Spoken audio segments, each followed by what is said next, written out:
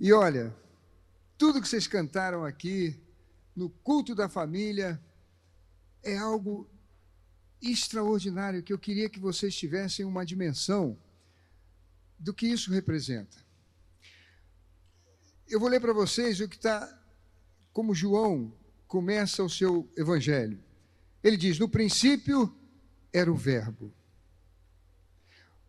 Verbo, ação.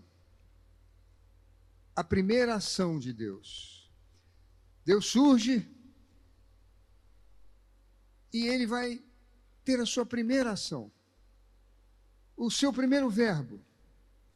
E o seu primeiro verbo é Jesus. Eu pergunto, nós já tínhamos tabela periódica dos elementos? Nós já tínhamos algum tipo de matéria? Não havia. Havia Deus. Não havia energia. Não havia luz. Não havia nada. E a primeira coisa que Deus faz é tirar um pedaço dele para o primeiro verbo, Jesus. E nós fomos criados à semelhança, à imagem e semelhança. Rafael, Ruth, prazer enorme estar com vocês aqui. E nós fomos à imagem e semelhança de Deus, porque também da nossa costela veio a mulher. Aliás, no Dia das Mães, as mulheres deviam dar um presente para o marido, não é verdade? Porque vocês vieram da gente. Ou não? Ainda bem que não está em período de eleição, que senão eu ia perder muito voto com essa conversa. Mas o fato concreto é que no princípio era o verbo estava com Deus, o verbo era Deus, todas as coisas foram feitas por ele, e sem ele nada do que foi feito se fez. Gente, Bispo Francisco, qual é a primeira coisa que Deus fez? A primeira coisa que surgiu, o verbo, é a família. Deus é Pai, Deus é Filho, Deus é Espírito Santo, Deus é família. Deus é família. O que é que o regime que mais derramou sangue no mundo, o comunismo, o socialismo, o que eles achavam que tinha que ser destruído? A família. A família. O que hoje nos costumes nós enfrentamos de mais agressor? E eu que vivo na vida pública vejo isso. É contra os princípios da família, que é o sonho de Deus, que é o verbo, que é a essência de Deus. Eu pergunto a vocês, o que Jesus trouxe ao mundo? Qual foi o único assunto que Jesus tratou? Foi o que o bispo estava ensinando para nós agora. Reino de Deus. O que é o reino de Deus? O reino dos céus. Jesus disse: buscai em primeiro lugar o reino de Deus. Alguém pode dizer: Jesus, eu acho que o senhor está equivocado. A gente tem que buscar Deus em primeiro lugar. Não. Porque reino de Deus é a família de Deus. E Deus coloca a sua família em primeiro lugar. Ele não se coloca em primeiro lugar. Ele coloca a sua família em primeiro lugar. Jesus só tratou de um assunto no mundo: reino de Deus, reino dos céus, reino de Deus, reino dos céus. A primeira coisa que ele faz, depois que Jesus vence a tentação, depois que Jesus vence, depois que ele é batizado, a primeira coisa que ele diz é: arrependei-vos, porque está próximo o reino de Deus. O reino de Deus é a primeira coisa que ele fala, como foi a primeira coisa que Deus fez. A família é tudo, tudo. E a família, ela representa algo extraordinário, porque o Bispo Francisco é geólogo, eu sou engenheiro civil. Se você vê a matéria na natureza, você vai ver que ela foi criada com uma característica, ela é infinita. Você não vai encontrar uma flor igual a outra. Um pássaro, um peixe, uma borboleta, um ser humano. Se você for na praia e colocar os grãos de areia no microscópio, você vai ver que todos eles são diferentes. Na volumetria, na densidade, na composição. Um tem um percentual a mais de feldspato, outro de zinco. Deus criou tudo numa infinitude para nos mostrar o seu amor. E é importante que todos nós tenhamos consciência de que Deus colocou para o nosso psicológico, o nosso espiritual e para o nosso material uma infinitude de coisas. E é o seu prazer que, se a gente colocar a nossa família, o nosso reino em primeiro lugar, todas essas outras coisas, de maneira infinita, serão acrescentadas. Essa infinitude existe também entre nós. Bispo Francisco, quantas vezes o senhor deu um beijinho na Ruth? Quantas vezes o senhor pegou ela no colo? Quantas vezes o senhor orou por ela? Quantas vezes o senhor pensou nela? Quantas vezes o senhor planejou alguma coisa para ela? Quantas vezes o senhor festejou? Infinito. Ruth, quantas vezes você beijou seu filhinho? Quantas vezes você deu banho nele? Quantas vezes você fez comida para ele? É infinitude. É incontável. É Deus. É o que o pastor estava falando. É você nascer com esse entendimento. Sem isso, a gente não vai fazer parte da família. É o que aquele fariseu disse: eu não posso voltar para a barriga da minha mãe. Não faz sentido isso. O reino de Deus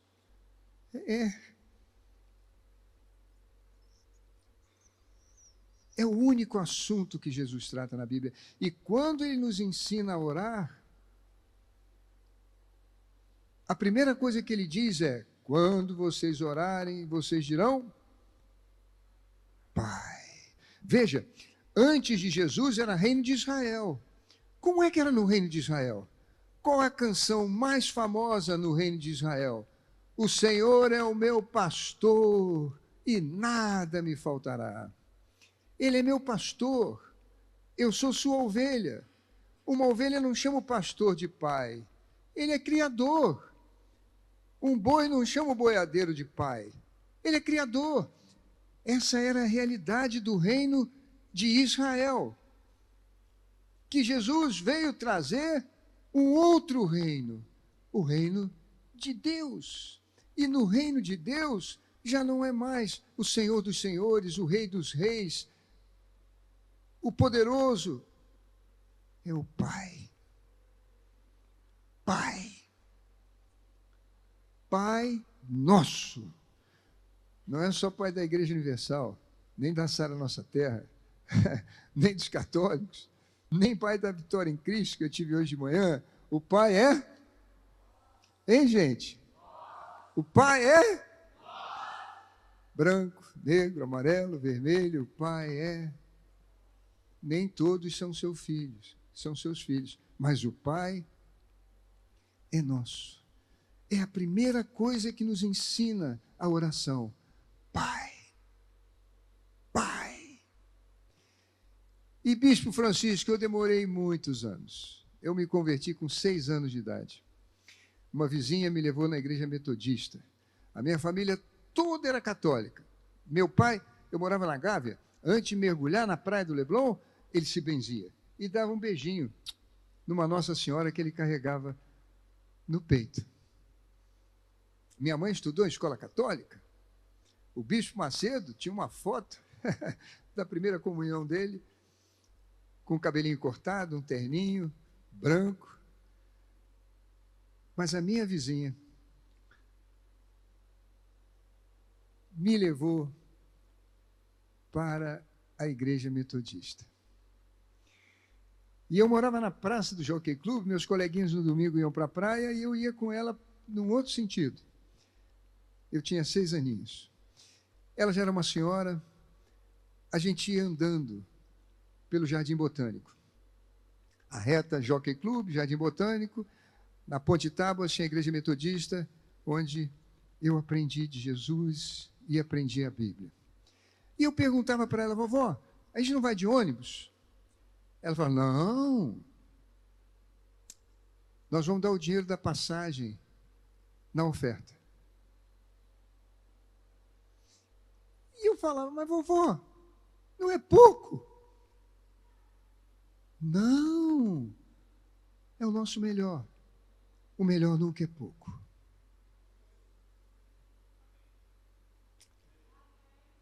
Interessante, né? Eu nunca mais esqueci isso. Reino de Deus. Impressionante porque na escola, eu estudava numa escola pública, o padre diz, fim do mês, as crianças, primeira comunhão. Eu levantei o braço e disse, seu padre, eu vou fazer não, porque eu sou crente. Olha, foi a primeira perseguição que eu tive na minha vida. Depois viria a Rede Globo, depois viriam muitos outros. Mas a primeira foi na escola. O padre chamou meu pai. Esse menino está com problema. E meu pai disse, meu filho, você não pode morrer pagão. O papai vai comprar um terninho para você, uma botinha branca. Você vai fazer uma foto igual dos seus tios. Bispo Macedo. Eu falei, não, papai, eu sou crente. Pois é.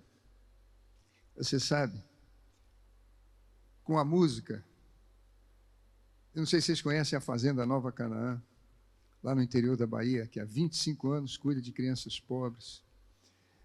Eu pude doar mais de 100 milhões de reais em direitos autorais e vendas de CDs. Mas eu sempre tive total convicção de que isso não era mais do que o dinheirinho da passagem de ônibus que a minha avó colocava na oferta da igreja metodista.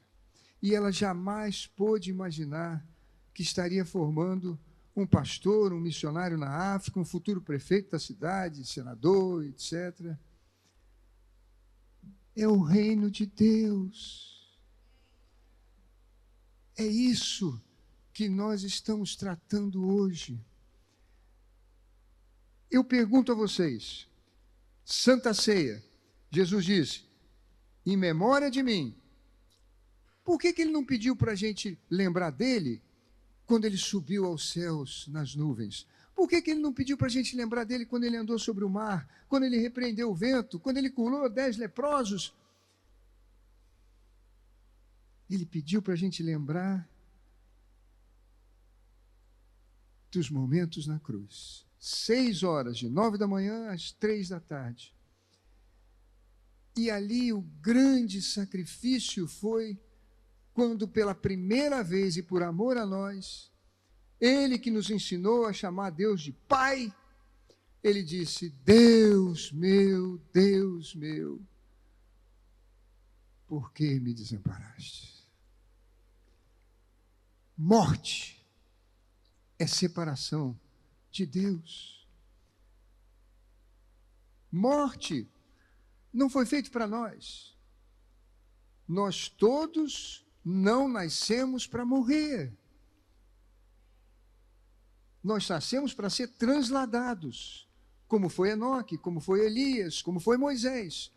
Há de chegar um momento em que cada um de nós, sem doenças, vai deitar na cama e dizer, estou pronto, chegou minha hora. Eu considero as mortes por doença, sem julgar ninguém, por maus hábitos, por falta de conhecimentos, por ansiedades, por uma série de problemas que vivemos nesse mundo, poluições. Mas Deus não fez ninguém para morrer. E sim dormir e acordar com Ele no céu. no reino, na família. Olha, esse culto da família é algo extraordinário. E é o que o bispo Francisco nos falou sobre nascer da água e do Espírito. É esse entendimento de que surge com Deus, Pai, Filho e Espírito Santo, a primeira família, que não aconteceu no paraíso, mas que aconteceu com Jesus e o Espírito Santo vindo sobre nós.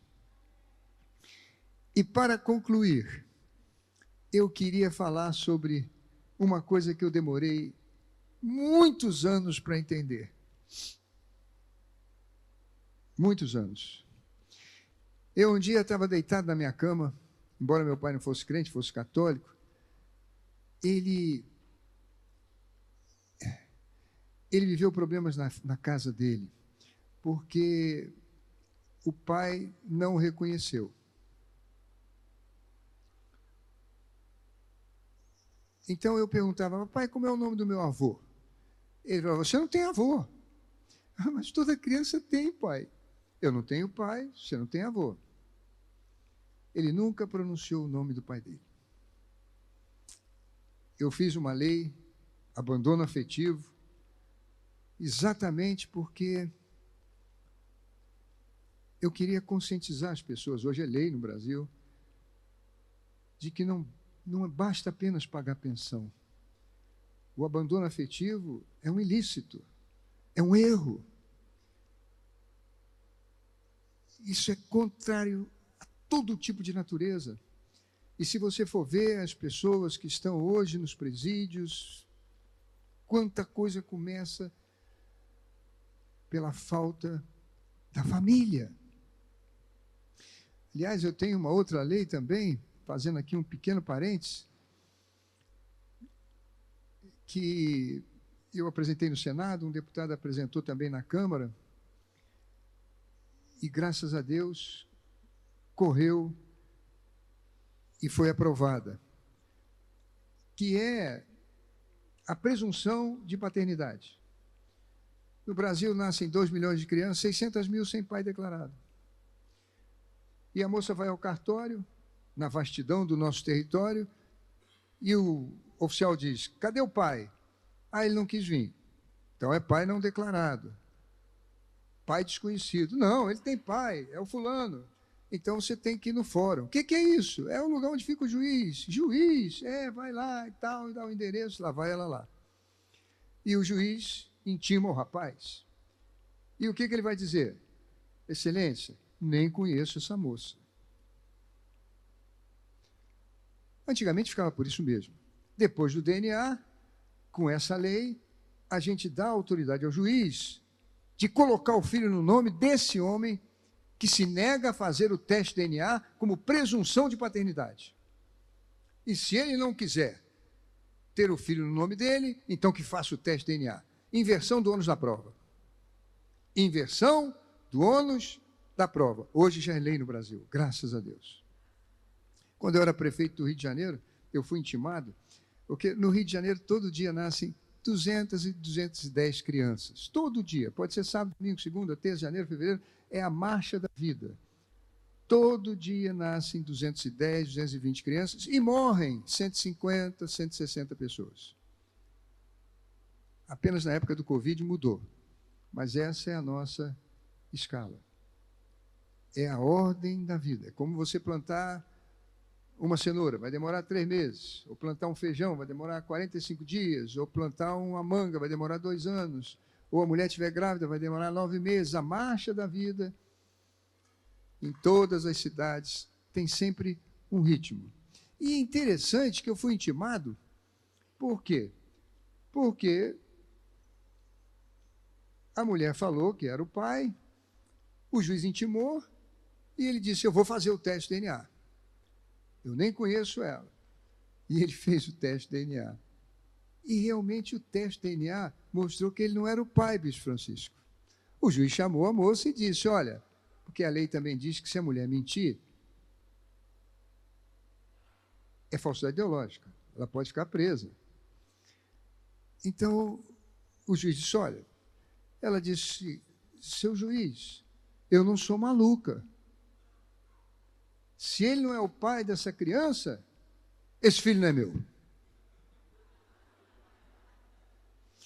E o juiz, então, mandou fazer o teste de DNA na criança. E você sabe que o filho não era dela? Francisco, eu tive que ir na maternidade, no dia que nasceu essa criança, e ir na casa de todos os bebês fazendo teste DNA. Depois tive que pagar a indenização de R$40 mil para as duas mães, porque a outra mãe, que já estava há meses com o filho, já tinha dado nome, etc., ela levou um susto. Que coisa incrível, né? Como é que pode acontecer uma coisa dessa? Alguém me disse que o rapaz deve ter dado algum recurso para uma enfermeira daquela, dizendo, troca aí a pulseirinha, porque ele estava tão convicto quando foi no juiz, esse filho não é meu. E o filho era dele. Eu pergunto, por que todas as nossas comunidades estão deflagradas com facções? Porque o Rio de Janeiro se tornou um lugar absurdo de tanta corrupção, de tantos problemas, de tantos assaltos, de tantas pessoas dependentes de drogas. Família. Esse culto hoje, Bispo Francisco, é, sem sombra de dúvida, o culto mais importante da igreja. E para concluir, pai. O que é o pai? Por que o Bispo Francisco é pai da Ruth? Porque ele gerou a Ruth? Porque há dentro dele um sentimento que o meu pai me disse numa noite em que eu estava deitado na minha cama. Ele chegou do trabalho, sentou ali naquela cama. Eu não lembro de muitas coisas que ele me disse, mas aquele dia ficou marcado. Meu filho, eu quero que você tenha mais do que eu tive.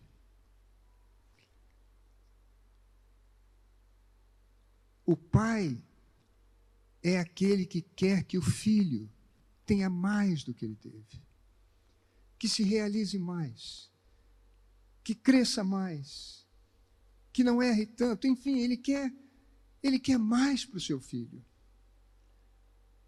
E eu perguntei, meu Deus, se o Senhor é meu pai, como Jesus me ensinou, como é que eu posso ter mais do que o Senhor? O Senhor é o Criador dos céus e da terra, de toda a ciência. Todo o universo são trilhões de planetas, bilhões de galáxias, medidas em anos-luz. Como, meu Deus, como? Se você é ansioso, se você tem preocupações com a sua vida, se você pretende juntar tesouro na terra e não no céu, olha, eu quero dizer uma coisa. Você já tem tudo. Não ande ansioso. Sabe por quê? Porque todos nós temos esse Pai. Ele é a expressão da natureza. Ele é o eu sou. Ele não tem ninguém para chamar de pai. E eu tenho ele. E ele vale mais do que todo o universo. Diga graças a Deus. Você consegue entender isso, Bispo Francisco?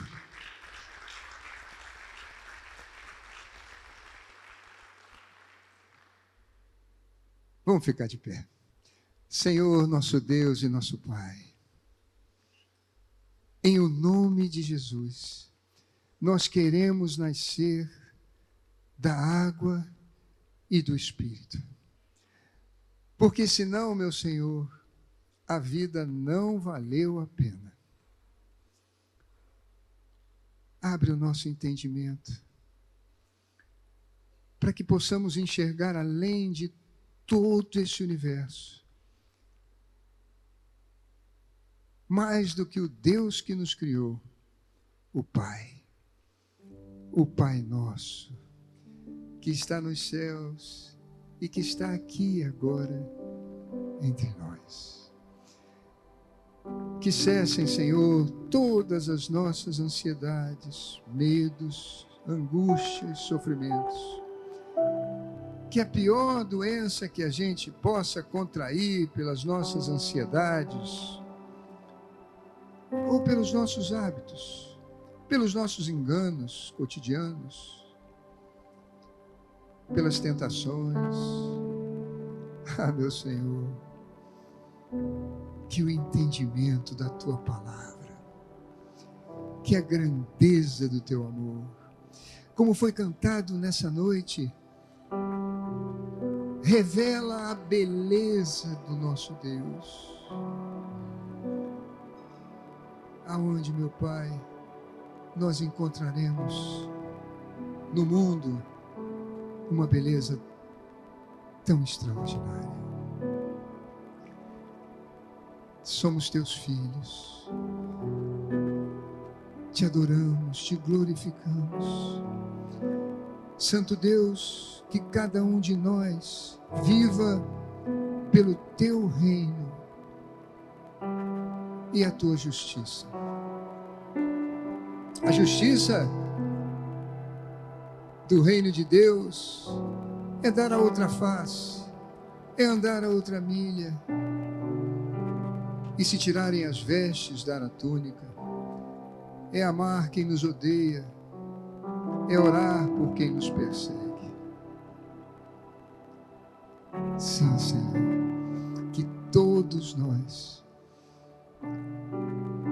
tenhamos o Teu reino em primeiro lugar, que é a nossa família, e que possamos ganhar muitas almas, que a nossa igreja aqui cresça, que ela venha, Senhor, trazer muitas almas para a eternidade, que cada um de nós seja, meu Senhor Deus, essa sementinha de mostarda, que quando cresce, se torna maior de todas as hortaliças. Salva almas, Senhor, nos ajude. Nos sacrifícios, nas perseguições, nas injúrias, nas calúnias, nas difamações, nos momentos mais difíceis. Como disse aqui o Bispo Francisco, nas lutas, Senhor Deus. Senhor Deus, que haja o entendimento do sacrifício de Jesus na cruz do Calvário, onde o Teu reino começou, onde a nossa família de fato começou. Pai nosso que está nos céus, santificado seja o Teu nome. Venha a nós o Teu reino e seja feita essa Tua vontade de ter a maior família do universo, no céu e na terra. O pão nosso, Senhor, de cada dia, dá-nos hoje. E perdoa, Senhor, perdoa, Senhor, perdoa. Perdoa, meu Senhor, a nossa ignorância. Perdoa, Senhor, a nossa incredulidade, as nossas dúvidas, os nossos medos. Assim como nós também perdoamos a todos que pecam contra nós. E não nos deixe cair nas tentações, mas livra-nos, Senhor, de todo mal, porque Tua é a nossa família, é o nosso reino, é o reino dos céus, é o motivo de toda a criação, e a glória e o poder pelos séculos dos séculos. Aleluia. Amém. Oh, glória. Pai, Pai, nós queremos te louvar, Deus, por essa palavra de hoje. Nós queremos te agradecer por tudo que o Senhor nos fez viver aqui na sua casa. Obrigado, Deus, porque realmente, Deus, a tua palavra tem um propósito, a tua vida aqui teve um propósito. Ensina-nos a viver no teu propósito, Deus, em nome de Jesus. Guarda as nossas famílias, Deus, guarda cada família aqui representada. Deus, que nessa noite tenha sido uma noite de esperança para cada um de nós. Deus, nós cremos, Deus, que nós somos a luz do mundo, nós somos sal da terra. Que o Senhor nos use, Deus, para causar realmente impacto nesse Rio de Janeiro que precisa tanto, Deus, de respostas. Que cada um aqui seja realmente levantado, Deus, na sua área de atuação para trazer soluções para essa cidade, para esse estado, Deus, que necessita tanto do Senhor. Que a graça do nosso Senhor e Salvador Jesus Cristo, que o amor de Deus, o nosso Pai, que a comunhão e a consolação do Espírito Santo de Deus seja sobre cada um de vós. Nessa semana você vai experimentar uma semana com muita paz, paz de Deus, paz com Deus e paz com os homens também. Nessa semana o inimigo pode até tentar te procurar, mas ele não vai te encontrar, porque ele vai ver o sangue de Jesus sobre você. A Bíblia diz que todo aquele que é nascido de Deus, o maligno não lhe toca, porque Deus o guarda. E porque você tem semeado na presença do Senhor, você faz parte da família de Deus. Como é que vai ser a sua colheita? E foi bom, mas pode ser melhor. Como é que vai ser a sua colheita? Aleluia, eu abençoo você. Eu abençoo a sua semana em nome de Jesus. Deus te abençoe. Aguardo você amanhã às 6 horas da manhã para estarmos juntos orando aqui em nome de Jesus. Deus te abençoe.